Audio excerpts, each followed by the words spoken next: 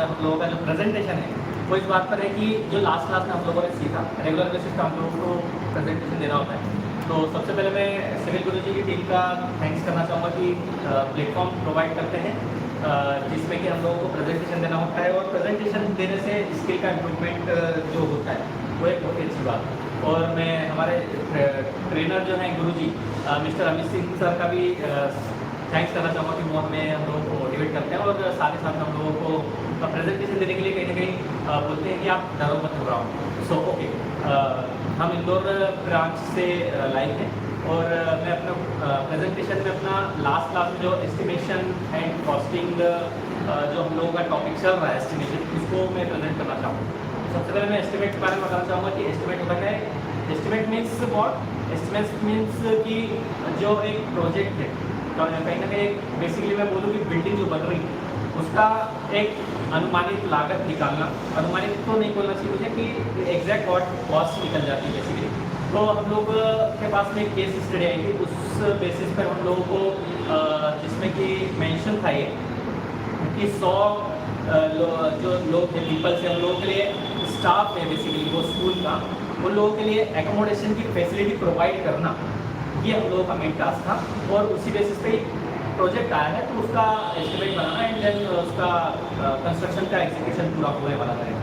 Basically हम लोग first class में देख चुके हैं साइट क्लियरेंस, जिसमें कि जो प्लॉट का साइज था हम लोगों का 17.8 बाई 12.5। बेसिकली इस तरीके का हम लोगों ने उसका साइट क्लीनिंग किया। साइट क्लीनिंग करने की ज़रूरत हम लोगों को इसलिए पड़ रही है कहीं ना कहीं, क्योंकि जो साइट है एग्जिस्टिंग साइट, अगर हम कहीं पर भी जाते हैं तो वो हो सकता है प्लेन ना हो। तो साइट क्लियरेंस का यही कहीं ना कहीं मोटो है कि उसको पहले पूरा क्लियर किया जाए। ये नहीं कि डायरेक्ट जाकर के हम लोग कंस्ट्रक्शन वर्क एग्जीक्यूशन वाला पार्ट हम लोगों का स्टार्ट हो, ऐसा ज़रूरी नहीं। हम लोगों को पूरा क्लीन करना होगा, जिसमें कि 1 मीटर तक हम एक्स्ट्रा क्लीन कर सकते हैं, करते हैं बेसिकली।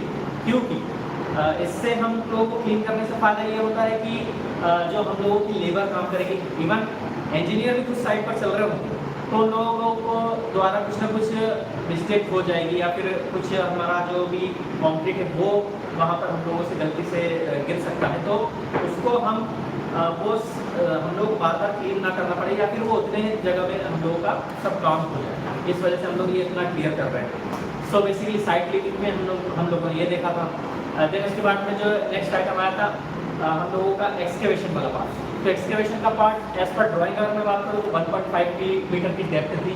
इससे 1.5 मीटर इसमें CPWD के और IS कोड के नॉर्म्स हैं। बेसिकली IS कोड के जो नॉर्म्स है वही CPWD के नॉर्म्स बनते हैं।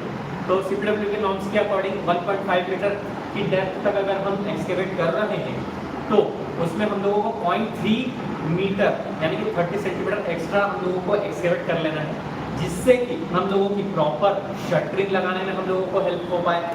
कहीं ना कहीं हम लोगों को प्रॉब्लम इस बेसिस पर ना जाए कि हम लोग वहाँ काम ही नहीं कर पा रहे। तो बेसिकली हम लोग क्या है कि इसलिए एक्स्ट्रा हम लोग एक्सकेवेट कर देते हैं, जिससे कि क्या है कि हम लोगों को कहीं ना कहीं वर्क करने में कम्प्लीटली अगर मैं बोलूँ तो हम लोगों को ईजी रहे। लेबर वहाँ पर प्रॉपर नीचे जाए तो उन लोगों को शटरिंग लगाने में प्रॉब्लम ना हो। बेसिकली ये था। और